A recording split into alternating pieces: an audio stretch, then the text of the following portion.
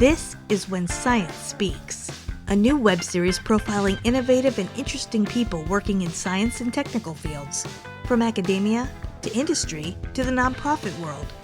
We explore how to be a powerhouse advocate for science and your research, how to advance your career in meaningful ways that make you happy, and how to push back on the ongoing assault on science and other related issues of interest happening in the world.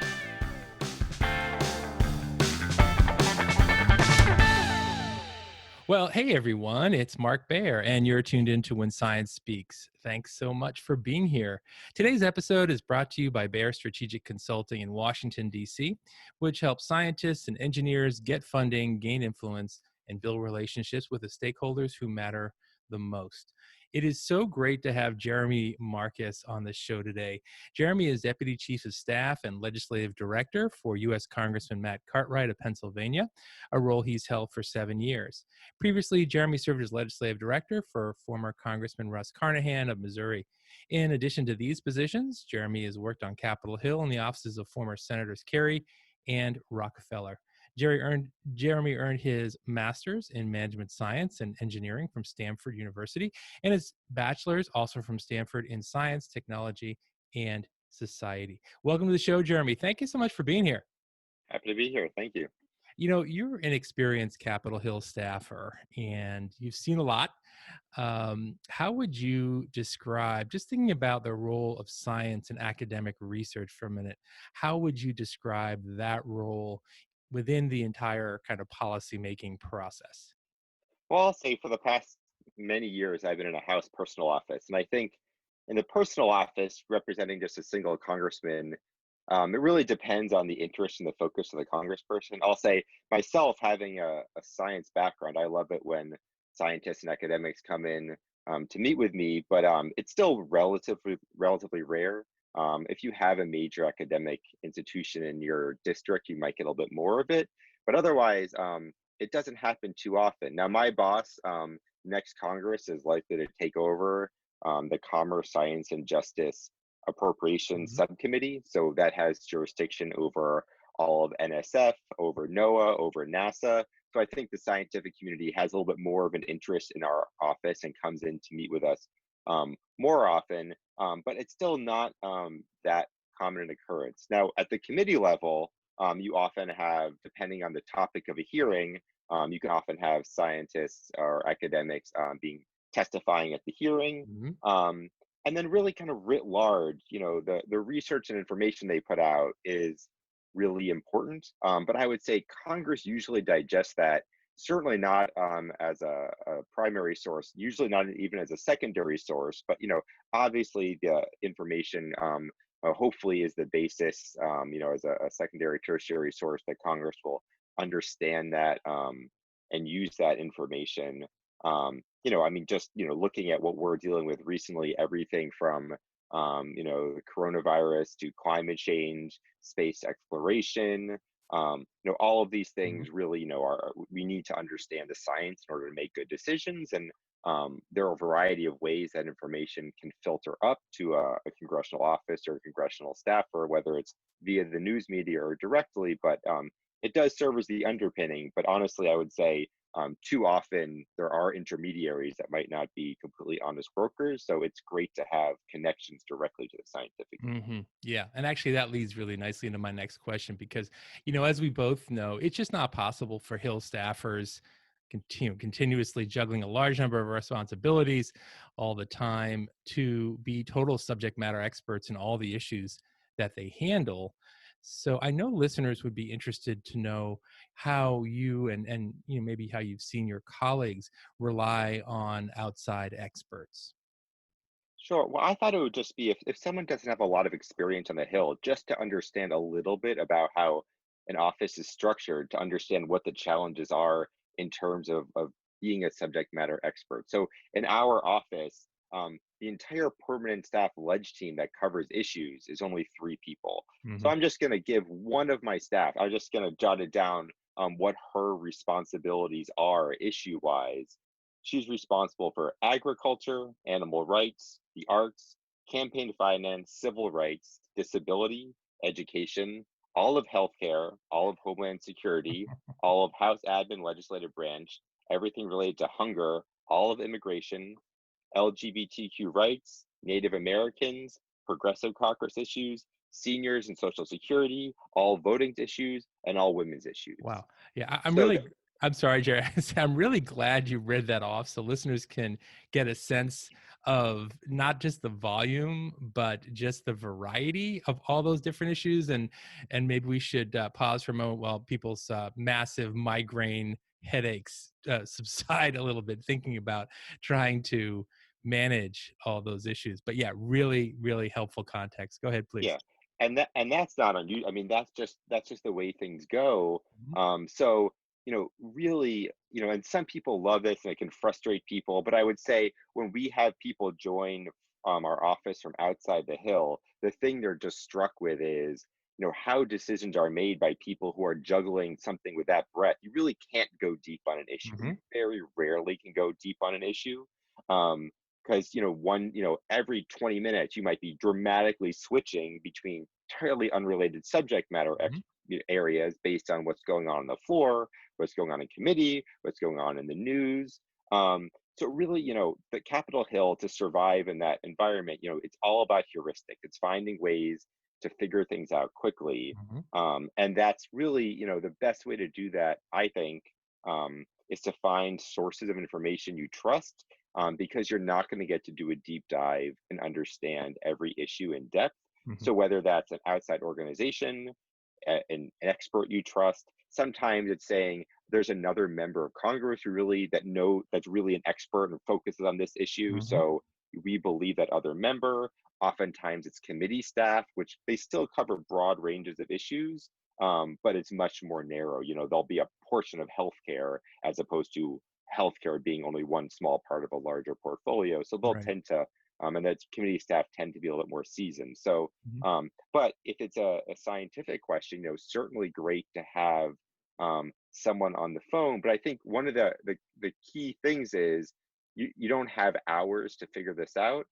So it also means you don't have hours to find the right expert, Mhm. then to contact them, to wait to set up a time to get your question answered. So really, I think the important thing is, to have relationships. So I know immediately, okay, I focus a lot on energy environment policy, a lot on climate change. I have my experts in those areas that I know if I have a question, I can pick up the phone. They know who I am. Mhm. We can have a quick conversation. I should Right. also mention no congressional staffer can talk about this without mentioning CRS. We have an Mhm. amazing group, the Congressional Research Service, that are there to answer our research questions.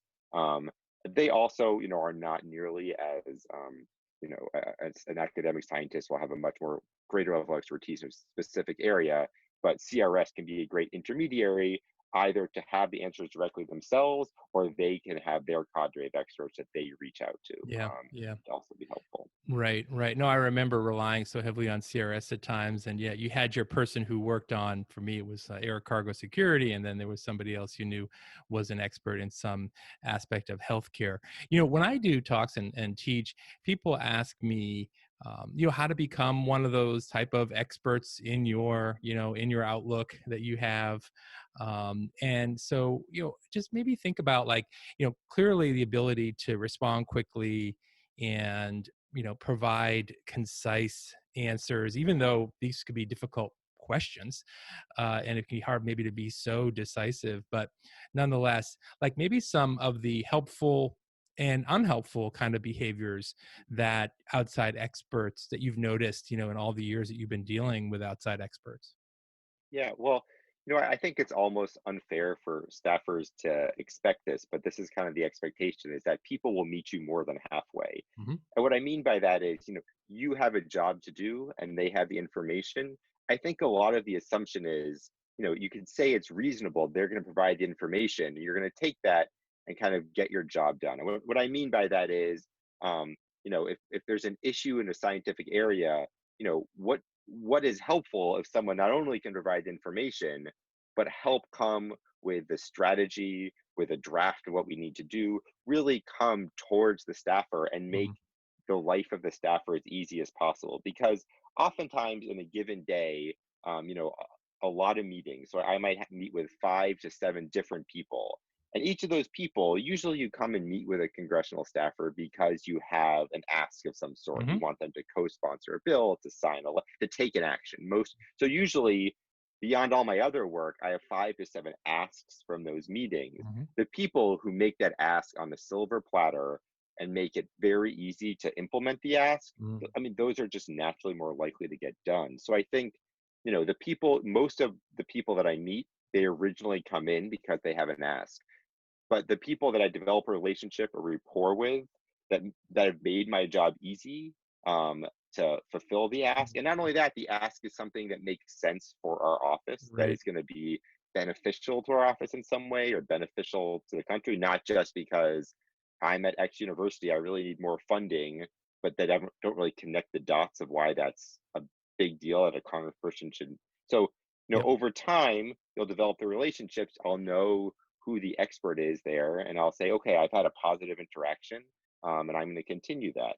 Hmm. Also, really, people from our district. We want to develop those relationships with the academics and the scientists in our district. So we're much more likely in the district or even the state to really, um, to call on those folks. So I think really focusing on those that you have a connection with, and then also for us, again, taking over CJS, we want to understand the work of NSF, but it has to be more than, we're doing great work at NSF. And I've had those meetings and I find them intellectually interesting, but not a great use of my work time Yeah. if I'm just saying, okay, there's a great scientist at NSF, but it needs to be more than that. And then, Hmm. to build that relationship over time, that Yeah. I'm going to call you when I need something. Thanks for that. Really important for our listeners who are interested in becoming subject matter experts or deepening relationships with the Hill. I sometimes say, build a relationship, don't just be a request. And that's really helpful for you to provide that detail. Now, also thinking about subject matter experts or just other policy, scientists who are interested in the policymaking process. Many times people ask me, like, what's the best entry point into policymaking for them? Could be at the federal, state, or local level, but instead of just being, on the outside and being somebody who maybe is trying to help shape the process from that vantage point, what are some of the, likely entry points that you've seen to be successful? Um, well, if I can speak specifically to working on Capitol Hill because that's where I've been, Hmm. and I was, I will say, before coming to Capitol Hill, I did have some time at NASA, the Technology Administration, and the Electronic Commerce team on International Trade Administration. Hmm. So there is the executive branch side, although that's a very different, that's a very formal process to get involved, USA jobs, but on the Hill, I will say I was talking to a young woman yesterday who had a PhD who really wanted to get on the Hill, and it can be hard to get on the Hill mid-career because most people for those mid-level or senior jobs that someone with that kind of experience deserves, they want that Hill experience, and then Hmm. you kind of get a catch-22 of not being able to get Hill experience without having Hill experience, and you're Right. stuck. Um, I would say, and there's kind of a systematic problem about this because it makes it inaccessible to so many people, but most people coming in at that level either have got a really lucky story where they happen to, their best friend growing up was elected to Congress or something like that. Yeah. But more often they come in an unpaid, from the perspective of the congressional office's Hmm. position. For instance, my first job on the Hill, I was in the administration and I was detailed. So I Yep. still got my salary and I was detailed to a senator's office and spent a year. And then I had my Hill experience and I was able to get a full time Hill job. Hmm. The AAAS program is great. We've had Right. AAAS fellows, and they Hmm. take scientists with really no political experience whatsoever. I had a few years ago a great astrophysicist who worked for me, and she didn't know almost anything about the way our government worked, but she was great, and she's still working in this space now, many years later. Hmm. Um, and so I think a program like that, we had a professor work for us for this last year. He was part of the American Society of American Political Science Hmm. Association fellowship. Again, he was on a sabbatical and came to work in our office and gave tremendous value. And we have folks who just basically, volunteer themselves as a fellowship.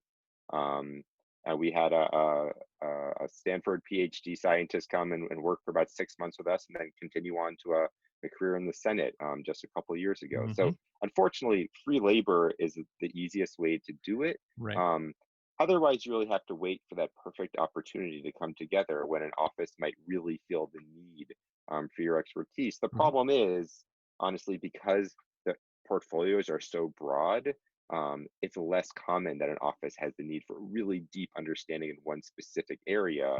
Hmm. It's really can I tell one funny story? We Yeah, we were please. trying to bring on this a marine biologist into our office for a year, and she studied this very particular fish.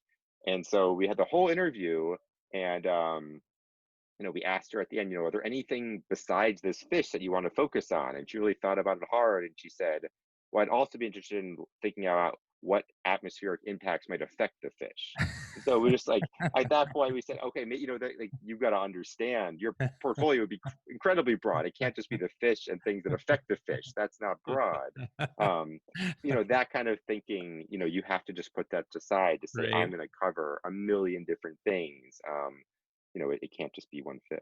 Yeah, it's so funny. We had a great professor from Cornell who was a eminent, still is, researcher in Alzheimer's disease and other neurological disorders. And my boss was very active in Alzheimer's, and had my boss at the time, and had co-founded the task force on Alzheimer's. And Chris, our fellow, didn't work at all on Alzheimer's at all. He because we didn't, we already had that covered. So he was working on foreign policy and defense matters. So it didn't have anything to do with his sort of day job. But I also appreciate you raising the detailee issue, because it's something that listeners may not really be aware of, familiar with, and it's something to consider, certainly the fellowships and the sabbatical too. That might not really be on people's radar screen. So those are two other avenues that are so important. And I appreciate you sharing that with listeners. Obviously we're having this discussion during the COVID-19 pandemic, which has upended everyone's lives. And I wonder if you could share with folks listening how it has affected, the policymaking process, what accommodations maybe are being made, now in Congress. Maybe some of those you could see continuing even after the need for social distancing has passed, for example. I'll say I thought this was going to be much more difficult. Congress is such an in-person Hmm. place. There's no teleworking pretty much. Everyone's there. Um, you know, I will just say that the physical space that we have really dictates the workflow in so many ways. And my entire legislative team, there's 9 people in one fairly small room. Hmm. But there's so much informal interaction that's going Right. on. You're overhearing everyone, and to kind of cut that off immediately is pretty dramatic. Also, again, I was taking meetings with fly-ins all day long meeting with, I probably met, because a lot of these meetings had 6 7 people, Hmm. 30 40 people a day. Yep. Now some of that has been replicated on Zoom, but a lot of it hasn't. So I think it's been very different. It's been harder to interact. um, there's a lot of work that gets done in the hallways, in the cafeteria, when you're grabbing your lunch, Hmm. in the back of committee rooms. And so we still are having committee hearings, but it's all on WebEx or Zoom. And as a staffer, I'm really just watching a live stream. I'm not really Hmm. getting nearly the rich interaction. Um, so it's been harder to be plugged in. And I'll say, I think the end effect is um, power and decision making has been concentrated into fewer and fewer people, Hmm. because the rank and file members have had much more difficulty um, getting people's attention, getting involved. So committee leadership has really been making more of the decisions, which there's pluses and minuses, but I do think overall it's better when more entities are involved. Hmm. So I'm very much looking forward to getting back in person. I think it'll be interesting. A lot of groups spend a lot of time and money flying into Washington because that's been the expectation. Hmm. I'm curious if some of those might be replaced by requests for Zoom meetings. Hmm. We would have to, Zoom when you're in the office. It's hard. Again, we're all in one room together, so Yeah. if everyone's on a Zoom, it's going to be a little bit challenging. But Right. obviously, we could make accommodations for Hmm. that. So I'm not sure, but I would say Congress is not necessarily always the most forward-looking institution. I think that we're going to not be on the forefront of changing our work habits. I think we're going to go back to business as usual largely Uh-huh. when this is over. And Right. obviously, some offices are already there fully in person, but That's what I you was going to ask next. Actually, is what you're seeing with respect to that, or when do you, what kind of guidance, if any, is coming from whether it's the House Physician's office or anybody up there on when it might be safe for people. And again, like you point out, not only are people on top of each other essentially in like a back room situation that you described, but I can't imagine that the ventilation systems are really very good in these 100-plus-year-old congressional office buildings. Yeah, they're notoriously terrible radiators. Yeah. So no, I think that there has been a very sharp partisan divide here. Mm, I'm able, if I need to talk to a Republican, I can call the office, and they're generally mostly fully staffed in those mhm, offices. And mhm, I haven't talked to a single Democratic office that has, maybe a couple of them have a skeleton staff of one or mhm. two people there Yeah. just to kind of answer the phones and be there, but most of them are fully remote and intend to be fully remote until we have a vaccine and it's Mhm, safe to return. mhm, And I would say, I can speak more to the House because Democrats are running the committee processes. The committee processes are all either fully virtual, some have some in-person components, but even then, staff are almost entirely precluded. It's basically only members and just a couple staff to kind of mhm, manage the technology, and even members are given the option to do it remotely, and it's about 50-50 if they're doing it mhm, remotely. And mhm, even voting for the first time ever, they set up a system for remote voting. Now my boss is in Pennsylvania, he's able to drive in, so he's been coming mhm, in person to vote, mhm, but he has been voting via proxy for some of his colleagues that are in California that don't mhm, feel comfortable flying in. mhm, mhm, mhm. Yeah, no, that's really interesting. Thanks for giving us that firsthand experience. Crazy times for sure. Well, as we wrap up, Jeremy, I want to ask you, what you like most about your job. Really, and this is just each person has a different preference here, but I love the fact that in a given day, I'm going to bounce around to 100 issues. Already, in a few hours this morning, I've been dealing with abandoned mines and climate change. I've been dealing with issues with voting in Pennsylvania. I get Mhm, to interact a lot with the political side and my volunteer time, and just all over the map every day. So really one of my main jobs is to follow the news and to constantly learn. And I love meeting with outside groups when they come in all the time.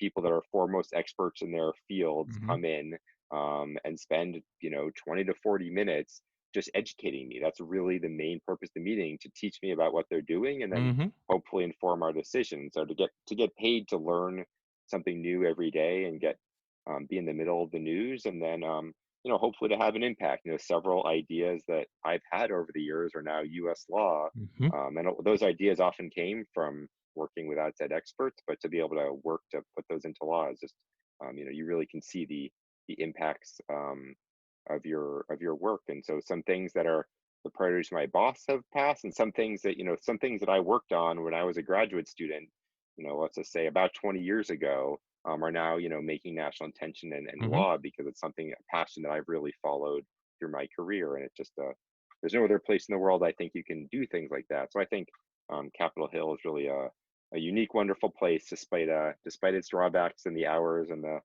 modest pay. It's really a fun place to work, and it really attracts really interesting people. So you're just surrounded. Not these days, I'm just surrounded by my family, but most days at work, I get to be surrounded by really interesting people who are all there because they really care passionately about making a difference. So it's a Yeah. good work environment. Yeah, absolutely echo that.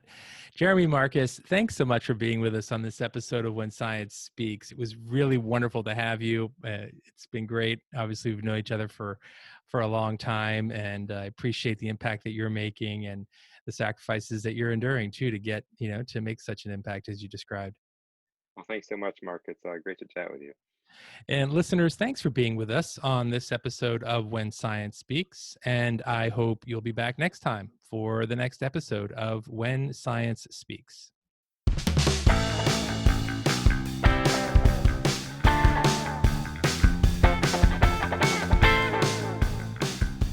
This is When Science Speaks.